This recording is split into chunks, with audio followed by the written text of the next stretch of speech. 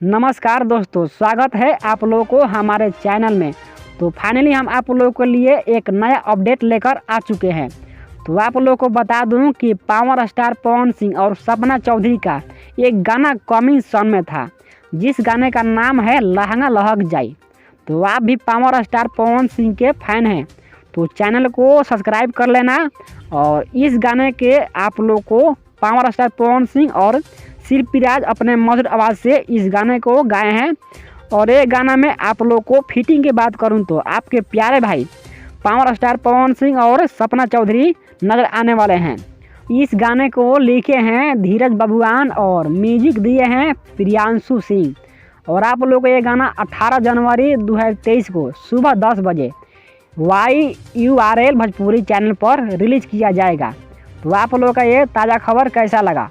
हमें आशा करते हैं कि आप लोगों को ये ताज़ा खबर बहुत अच्छा लगा होगा।